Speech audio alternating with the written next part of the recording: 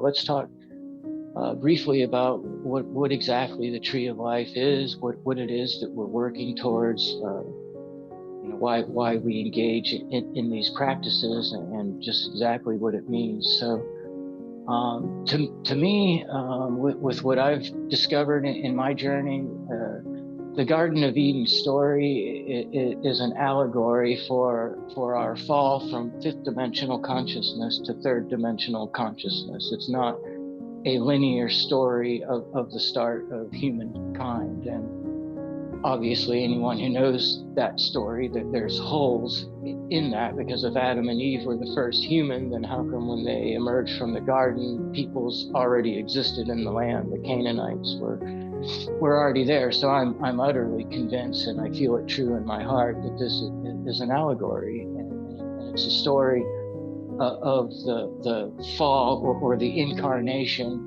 of our original spirit, the original spirit of humanity, when God took the combined soul, because souls, they are male and female. This is just the metaphysical truth. They combine both of the genders, but a part of God's plan was to separate these genders within the soul, and it's an ingenious plan. So this is the ingeniousness of separating the male and the female from each other, and that is that it's possible to love another being more than it is to love yourself. The love that we can have for a being that's seemingly separate from us transcends the level of love that we could ever have for our own self. Anybody that's ever been a parent knows this.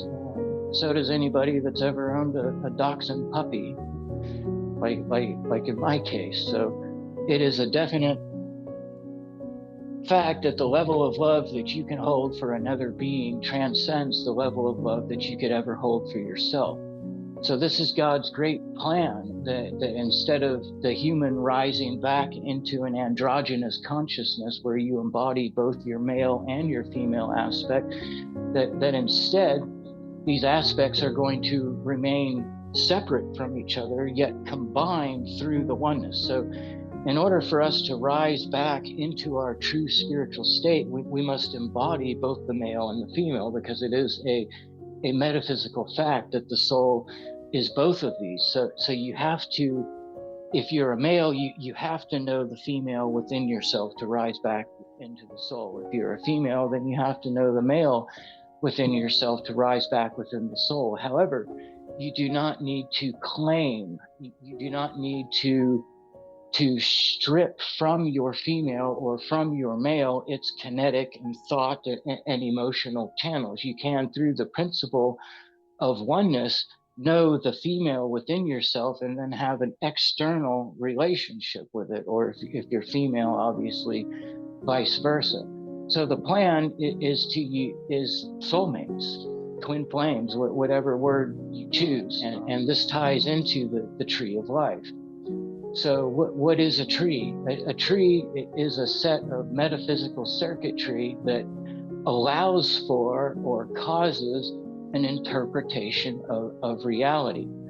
So the truth is, the greater truth is that there is no reality.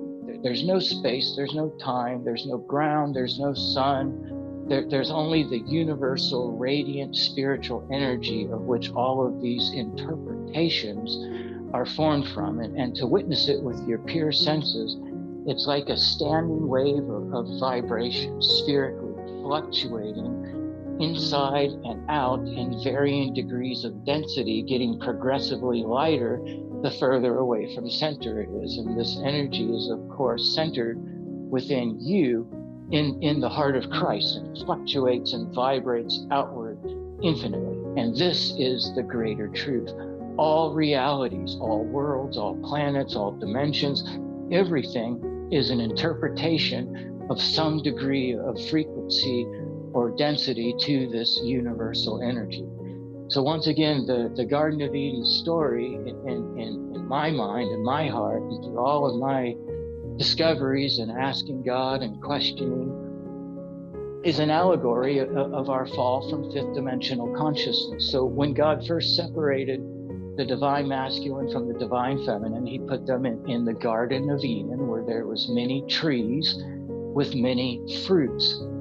So a tree, to me, and in the philosophy of this church, it is a set of metaphysical circuitry, pathways that allow for the interpretation of this universal energy into reality.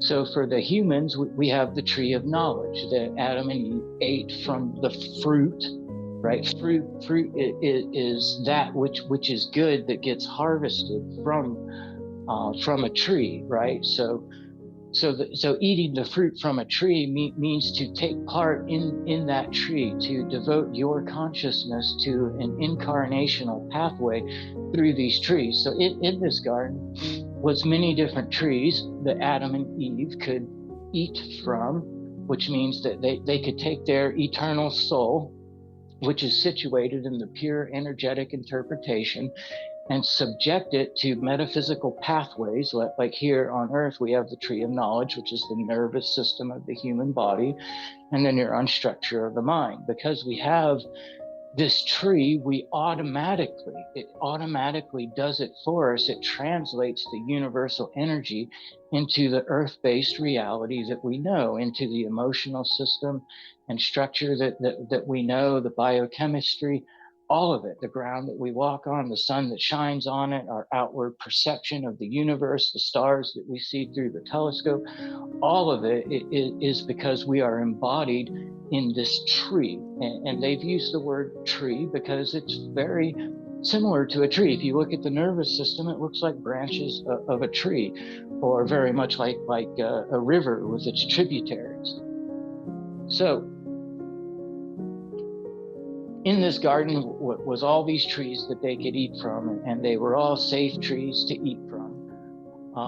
And they were advised not to eat from the tree of knowledge because God knew what that would mean. The very moment that Adam and Eve, listening to the serpent, which once again is an allegory, the serpent to me is a negatively oriented upper consciousness that felt that this would be good for Adam and Eve to experience all of the suffering, the black and white, the yin and yang of this reality. They were encouraged to eat from this tree, but God knew what would happen. So the very moment that Adam and Eve took their fifth dimensional, eternal, radiant spiritual energy and committed it to this circuitry, this whole reality was thought for them in an instant from the inside out. The great moment, the great now moment, creates all of time and all of space, all of the past of Earth and all of the future of Earth projected outward from this moment. And so God knew what this would mean, and here's what it means: that the spirit of the original male and the original female, upon committing itself to this metaphysical circuitry of the nervous system of the human body, would automatically fragment itself into billions of pieces, billions of humans scattered through time and space, all with a veil, forgetting where they came from, blundering about like drunken idiots in comparison to our fifth dimensional state. That we would die, we would live, and we would die, not just once, but again and again and again and again and again and again until God knows when. One thing we all have in common as humans is that we all feel very old. We've been here a long time. We have. I don't know exactly how long, but too long. You know, it's been a long time. And the number one goal of any spiritual person that I've ever met is to not have to come back here again. And this is where the tree of life comes in. This is our salvation from this reality, is that God is introducing a new tree, a new set of metaphysical pathways for our soul to embody, which is a tremendous gift that must be received. It cannot be created ourselves, and I'll explain to you why. The way things work metaphysically here is that we have what we call physical, and this is created through the electrical energy of the human body. The consciousness automatically interprets all of the vibrations in the source energy as physical reality. It just happens automatically. And because we lost consciousness, we lost memory of our fifth dimensional higher state, it's the only reality that we know.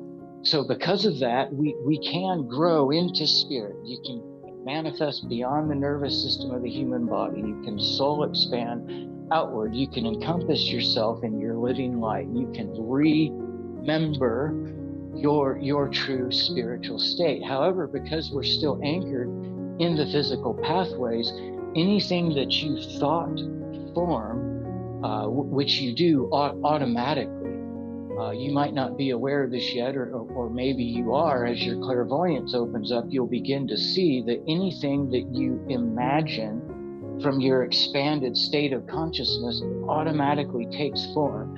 So if I project my visual consciousness through my eyes to a foot in front of me and I thought form a triangle, the particles, the waves of energy automatically condense and they form a triangle that I can see. And the longer I hold that focus, the more defined, because the energy flows where the attention goes. As I teach in bioluminology, the triangle gains density, it gains mass, it gains a level of realism. However, the very second that I stop thought forming that triangle, the energy dissolves and goes back to the natural universal energy state, because this is how it works from our spirit being anchored inside of the tree of knowledge, the nervous system of the human body. So even if we were to attempt to weave our own pathways inside and outside of the body to create a new metaphysical structure by which we can embody in, the very second that we took our focus off of it, these pathways would just crumble and fall apart, and we would just be left with the energy surrounding ourselves. So the tree of life is a set of metaphysical circuitry that allows for transcendence beyond the physical state, meaning that it interfaces, it's designed to interface with the nervous system of the human body and intertwine with it and work in tandem with it to lead our consciousness, to build a bridge so that we can have a new set of metaphysical circuitry that's more expanded, that is connected to the electrical system, but expanded beyond the body. And it's designed for us to remember our true fifth dimensional state, and ultimately to provide a new reality, a new system of reality, because there's dimensions within dimensions. There's not just one reality that a tree provides. There's layers upon layers and worlds within worlds. So the interface part is really important, because the consciousness needs to build a bridge from one state of being to the other in order to hold itself together, because otherwise you experience a veil. Your consciousness will black out or lose its sense of self as it switches from embodiment of one set of pathways to another. So it's very important that the tree of life interlaces with the nervous system of the human body so that we can have this smooth bridge, so that our consciousness can day by day become more and more comfortable with surrendering itself to new pathways of metaphysical interpretation of reality. So that's what the tree of life is. It's initially what it does is it begins to harmonize the nervous system of the human body. The electrical system of the human body is purposefully designed to not be harmonic. And I learned this the more I grew through the Avatar teachings, thinking that the nervous system of the human body could provide an ascension for us, that we could master these pathways. And one day, through expanding, through growing the nerve fibers, it used to be my belief that we could overwhelm the physical body with spiritual presence and transcend it, which means experience it for what it really is. Guys, this is not a physical reality. There's no such thing. Physicality is a construct.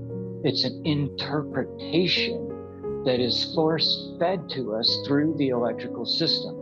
Our experience of this physical body, the walls and the floor around us as being physical, is not real sensory data. It's illusionary sensory data.